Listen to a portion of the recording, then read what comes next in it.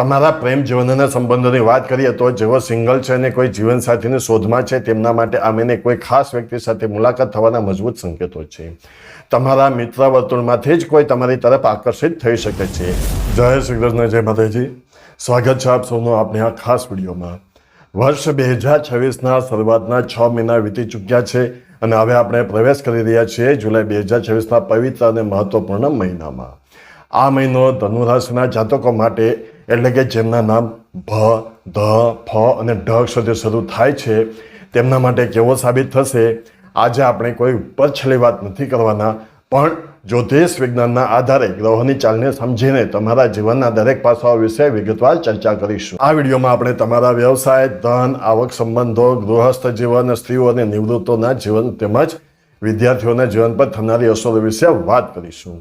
અને આ મહિનાને વધુ શ્રેષ્ઠ બનાવવા માટે વિડીયોની અંદર હું તમને ખૂબ જ સરળ અને અચૂક ઉપાય પણ જણાવીશ, તો વિડીયોને સ્કીપ કર્યા વગર છેલ્લે સુધી જોજો. આ મહિને બ્રહ્માંડમાં ગ્રહોની સ્થિતિ ખૂબ જ રસપ્રદ છે. તમારી રાશિના સ્વામી ગુરુ મહારાજ અત્યારે ખૂબ જ મજબૂત સ્થિતિમાં છે, જે તમને આત્મવિશ્વાસ આપશે. પરંતુ આ સાથે જ 16 જુલાઈની આસપાસ સૂર્યદેવનું કર્ક રાશિમાં ગોચર થશે, જે તમારા 8મા ભાવ પર અસર કરશે.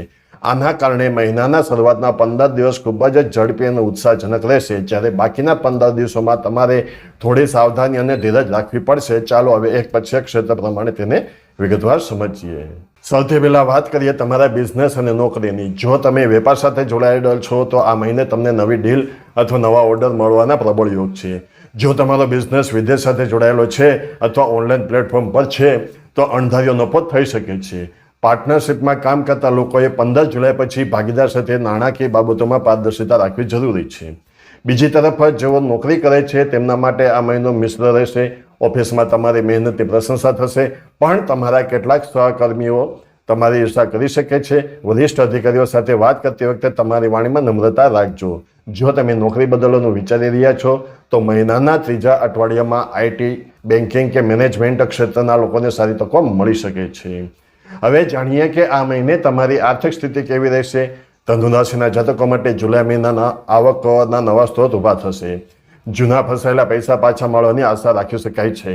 પ્રોપર્ટી અથવા જમીન મકાનના લેવેચના કામ માટે જોડાયેલા લોકોને સારો આર્થિક ફાયદો થઈ શકે છે. પરંતુ અહીં એક ચેતવણી પણ છે કે શનિદેવની વક્ર દ્રષ્ટિને કારણે શેરબજાર, લોટરી કે શોર્ટકટથી પૈસા કમાવાની લાલચમાં મોટું રોકાણ ન કરવું. કોઈ પણ જગ્યાએ સહી કરતા પહેલા દસ્તાવેજો બરાબર વાંચી લેવા. આ મહિને ધાર્મિક કાર્યો કે ઘરની જરૂરિયાતો પાછળ અણધાર્યા ખર્ચો થઈ શકે છે, તેથી મહિનાની શરૂઆતથી જ બજેટ બનાવીને ચાલવું હિતાવહ રહેશે. તમારા પ્રેમ જીવનના સંબંધોની વાત કરીએ તો જેઓ સિંગલ છે અને કોઈ જીવનસાથીની શોધમાં છે તેમના માટે આ મહિને કોઈ ખાસ વ્યક્તિ સાથે મુલાકાત થવાના મજબૂત સંકેતો છે. તમારા મિત્ર વર્તુળમાંથી જ કોઈ તમારી તરફ આકર્ષિત થઈ શકે છે. જે લોકો ઓલરેડી પ્રેમ સંબંધમાં છે તેમના માટે મહિનાની શરૂઆત રોમેન્ટિક રહેશે. તમે સાથે સારો સમય વિતાવશો અને ભવિષ્યની યોજનાઓ બનાવશો. જો કે રાહુની સ્થિતિના કારણે મહિનાના છેલ્લા ભાગમાં નાની વાતોમાં ગેરસમજ ઊભી થઈ શકે છે. તમારા પાર્ટનર પર બિનજરૂરી શંકા કરવાનું ટાળો. જો કોઈ વિવાદ થાય તો ગુસ્સે થવાને બદલે શાંતિથી વાત કરીને મામલો થાળે પાડવો. પારિવારિક દ્રષ્ટિએ આ મહિનો તમારા ઘરમાં આનંદ અને ઉત્સાહ લઈને આવશે. પરિવારના સભ્યો વચ્ચે પરસ્પર પ્રેમ વધશે. ઘરમાં કોઈ ધાર્મિક પૂજા કે શુભ પ્રસંગોનું આયોજન થઈ શકે છે, જેના કારણે સગા સંબંધીઓનું આવાગમન રહેશે. જીવનસાથી સાથેનો તાલમેલ ઉત્તમ રહેશે અને મુશ્કેલ સમયમાં તેઓ તમને યોગ્ય સલાહ આપશે. જોકે વડીલોના સ્વાસ્થ્ય બાબતે આ મહિને બેદરકારી ન રાખવી. પિતા અથવા ઘરના મોટા વડીલોના હાડકા અથવા પેટ સંબંધિત સમસ્યાઓ થઈ શકે છે, તેથી સમયસર ડૉક્ટરની સલાહ લેવી. ભાઈ બહેનો સાથેના સંબંધો મધુર રહેશે અને તેમની મદદથી કોઈ જૂનું અટકેલું કામ પૂરું થશે. હવે વાત કરીએ આપણા વિદ્યાર્થી મિત્રોની, તો કે ધનુ રાશિના વિદ્યાર્થીઓ માટે જુલાઈ 2026નો મહિનો કસોટીનો સમય કહી શકાય. આ મહિને નવું શૈક્ષણિક સત્ર શરૂ થયું હોવાથી અભ્યાસનું ભારણ વધશે. સોશિયલ મીડિયા, ગેમિંગ કે નક્કામા મિત્રો પાછળ તમારો કિંમતી સમય બગડી શકે છે, જેથી એકાગ્રતા જાળવવી ખૂબ જ જરૂરી છે. જે વિદ્યાર્થીઓ સરકારી નોકરી, જીપીએસસી કે અન્ય સ્પર્ધાત્મક પરીક્ષાની તૈયારી કરી રહ્યા છે તેમના માટે મહિનાનો બીજો ભાગ ખૂબ જ શુભ રહેશે. જો તમે લાંબા સમયથી કોઈ પરીક્ષાના પરિણામની રાહ જોઈ રહ્યા હતા તો તેમાં તમને સફળતા મળી શકે છે. વિદેશ જઈને ઉચ્ચ અભ્યાસ કરવા ઈચ્છતા વિદ્યાર્થીઓને વિઝા સંબંધિત અડચણો આ મહિને દૂર થશે. આ મહિના દરમિયાન ધનુ રાશિની મહિલાઓએ પોતાના સ્વાસ્થ્ય અને માનસિક શાંતિ પર વિશેષ ધ્યાન આપવાની જરૂર છે. જે મહિલાઓ નોકરી કે વ્યવસાય કરે છે તેમના પર ઘર અને ઓફિસ બંનેની જવાબદારીઓ એકસાથે આવી જવાથી તેઓ થાક અને તણાવ અનુભવી શકે છે. ગૃહિણીઓ આ મહિને ઘરની સજાવટ અથવા રસોડાની નવી વસ્તુઓની ખરીદીમાં વ્યસ્ત રહેશે. નાણાકીય દ્રષ્ટિએ તમારી બચત આ મહિને કામ લાગશે. સ્વાસ્થ્ય બાબતે ખાસ કરીને હોર્મોનલ બદલાવ અથવા એસિડિટી જેવી સમસ્યાઓ પરેશાન કરી શકે છે. તેથી યોગ્ય આહાર લેવો અને પૂરતી ઊંઘ લેવી. દરરોજ સવારે થોડો સમય ધ્યાન કે પ્રાણાયામ માટે ફાળવવો તમારા માટે વરદાન સાબિત થશે. જે વડીલો નિવૃત્ત જીવન વિતાવી રહ્યા છે તેમના માટે આ મહિનો આધ્યાત્મિક ઉર્જાથી ભરેલો રહેશે. તમારું મન સામાજિક કાર્યો અને ભક્તિ તરફ વધુ વળશે.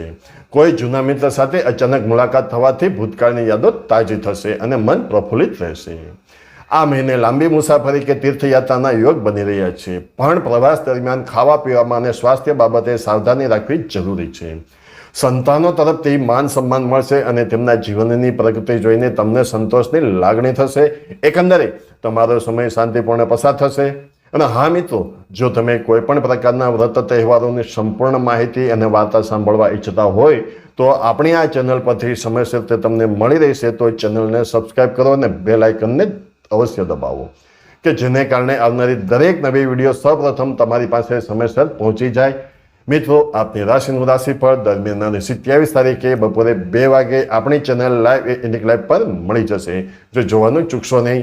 તો ચાલો હવે આગળ વધીએ. મિત્રો, જો ગ્રહોની સ્થિતિ થોડી પ્રતિકૂળ હોય તો ગભરાવાની જરૂર નથી. આપણા શાસ્ત્રોમાં તેના માટે ખૂબ જ સરળ ઉપાયો બતાવવામાં આવ્યા છે. ધનુ રાશિના જાતકોએ જુલાઈ મહિના દરમિયાન આ 3 ઉપાયો અચૂક કરવા જોઈએ. જેમાં સૌથી પહેલો ઉપાય છે દર ગુરુવારે સવારે સ્નાન કર્યા પછી નજીકના મંદિરમાં જઈને ભગવાન વિષ્ણુની પૂજા કરો. શક્ય હોય તો કેળાના વૃક્ષને જળ અર્પણ કરો અને કપાળ પર હળદરનું તિલક કરો. આનાથી તમારા ભાગ્યમાં વૃદ્ધિ થશે. હવે મિત્ર, બીજો ઉપાય છે તમારા માટે કે દરરોજ સવારે સૂર્યનારાયણને તાંબાના લોટામાંથી જળ ચડાવો.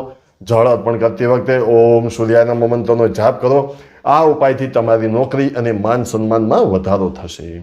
ત્રીજો ઉપાય છે દર શનિવારે સાંજે હનુમાન ચાલીસાના પાઠ કરો અને મંદિરે જઈને બુંદી અથવા ચણાનો પ્રસાદ વહેંચો. આનાથી શનિદેવની ક્રૂર દ્રષ્ટિ શાંત થશે અને અટકેલા કાર્યો પૂરા થશે. તો ધનુરાશિના મિત્રો, એકંદરે જુલાઈ 2026નો મહિનો તમારા માટે ઘણી નવી તકો અને થોડા પડકારોને લઈને આવી રહ્યો છે. જો તમે થોડી સાવધાની, વાણી પર સંયમ અને સખત મહેનત રાખશો તો આ મહિનો તમને ઊંચાઈઓ પર લઈ જઈ શકે છે. તમને આ વિડીયો કેવો લાગ્યો તે અમને કોમેન્ટ બોક્સમાં ચોક્કસ જણાવજો. જો વિડીયો ગમ્યો હોય તો લાઈક કરજો અને તમારા મિત્રો સાથે શેર કરવાનું ભૂલતા નહીં. કોમેન્ટમાં જય શ્રી કૃષ્ણ અથવા જય હનુમાન જરૂર લખજો, જેથી પ્રભુની કૃપા તમારા પર બની રહે. ચેનલને સબસ્ક્રાઈબ કરી લો જેથી આવનારા તમામ મહિનાના ભવિષ્ય ફળ તમને સમયસર મળતા રહે. ખુશ રહો, સ્વસ્થ રહો. ધન્યવાદ. જય શ્રી કૃષ્ણ. જય માતાજી.